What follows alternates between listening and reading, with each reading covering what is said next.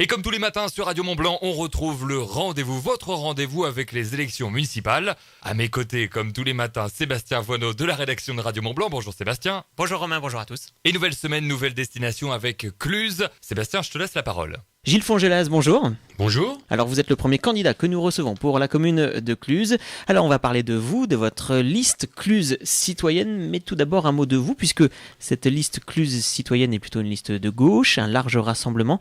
Vous-même, vous êtes quand même sans étiquette et non encarté. Quelles sont vos motivations pour partir dans cette élection en tant que tête de liste à Cluses ? Donc, suite aux élections 2008, puisqu'on avait un rassemblement qui est presque arrivé à l'époque à prendre la mairie en 2008, nous avons, dans la suite de cet échec qu'on a subi, rencontré tous les gens de la gauche pour pouvoir se réunir dans un rassemblement qui s'appelle Cluses citoyenne aujourd'hui. Et depuis 5 ans, on travaille sur ce rassemblement. Et maintenant, on arrive à l'échéance de 2014 avec des gens qui sont engagés depuis très longtemps dans ce rassemblement. Et nous irons aux élections pour le gain de cette mairie. Alors, ça veut dire qu'effectivement, vous partez avec des gens qui ont réfléchi à au projet pour la commune. Un mot de la liste Cluses citoyenne, c'est donc un large rassemblement de gauche, mais maintenant sans les Verts quand même. Tout à fait. Donc au départ, il y avait toute la gauche réunie. À un moment donné, les Verts, ELV, a souhaité ressortir de ce rassemblement pour des choses qu'on ne va pas développer là parce que ce n'est pas le lieu. Et nous avons continué à travailler dans ce rassemblement en Cluses citoyenne progressiste divers gauche. Donc là, on est tout à fait dans le déroulement normal de la campagne électorale. Une liste complète, 33 personnes ? Tout à fait. La liste est complète. Donc tout est figé, puisque nous avons prouvé que nous étions des gens engagés, et aussi bien dans notre programme que dans tout ce qui va se dérouler à partir de maintenant, c'est tout figé et on est en ordre de bataille pour ces municipales. Alors justement, on va parler de projet, de ce que vous avez préparé. Et tout d'abord, courant décembre, vous avez finalement distribué dans les boîtes aux lettres à Cluses un questionnaire finalement assez riche. C'était un 4 pages avec donc différentes questions sur la situation actuelle, sur ce que l'on souhaite. Vous avez du coup reçu combien de réponses de ce questionnaire ? Est-ce que ça a marché tout d'abord ? Oui, ça a marché très fort puisque ça arrive encore. On a plus de 300 retours. Le questionnaire a été point par point regardé et derrière, nous avons collé les désirs des habitants clusiens et des citoyens à ce questionnaire pour faire un programme. Alors, ce qui ressort sur le programme que vous allez distribuer, je crois prochainement, vous faites actuellement du porte-à-porte, mais que vous allez distribuer prochainement dans les boîtes aux lettres et développer dans vos réunions publiques. Tout d'abord, et c'est presque surprenant, on parle du thème de la sécurité avec la volonté de mieux travailler avec une police de proximité. Expliquez-nous. Alors, une police de proximité, en son temps, elle a existé, elle a été supprimée par un ministère à l'époque, un ministre qui est devenu président par la suite. On ne va pas épiloguer sur la chose, mais cette police de proximité avait quand même un effet de contact avec les habitants de quartier et les problématiques de terrain qui étaient intéressantes.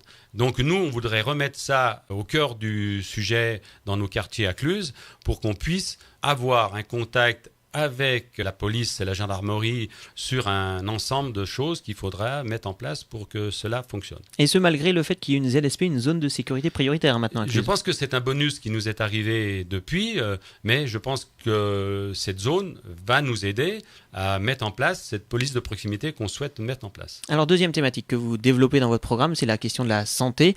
On connaît tous les problèmes avec la clinique de Cluses, on ne va pas y revenir, mais vous indiquez clairement que vous souhaitez une maison de santé pluriprofessionnelle pour éventuellement Cluses. Ça pourrait se passer comment ? En tout cas, vous travaillez sur cette question ? Tout à fait. Nous sommes en relation et en contact avec des gens qui sont susceptibles de nous aider dans ce sens-là.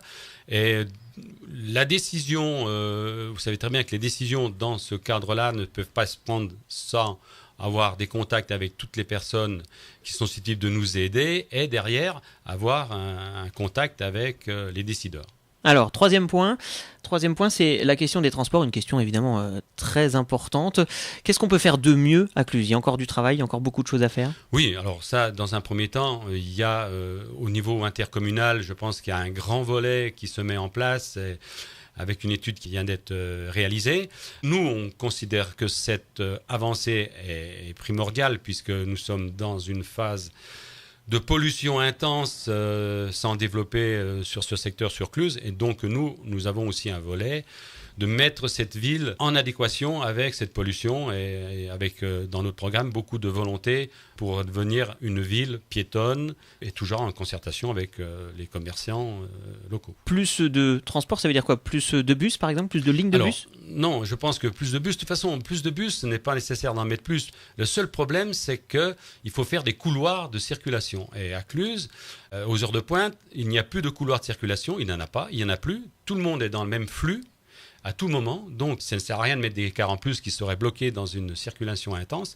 Il faut qu'on développe ce qui fait dans d'autres villes, des axes uniques avec un couloir bus pour que les gens puissent laisser à l'extérieur ou sur certains parkings mis à disposition, puisqu'à Cluses, il n'y en a pas assez, et pouvoir s'occuper de prendre le bus pour qu'on puisse venir au centre-ville. Donc un moyen de favoriser les transports en commun, tout simplement.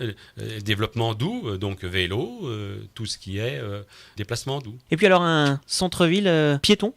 Eh bien ça, c'est une volonté qu'on mettra en avant, toujours en relation avec tous les partenaires qui sont liés à ce projet.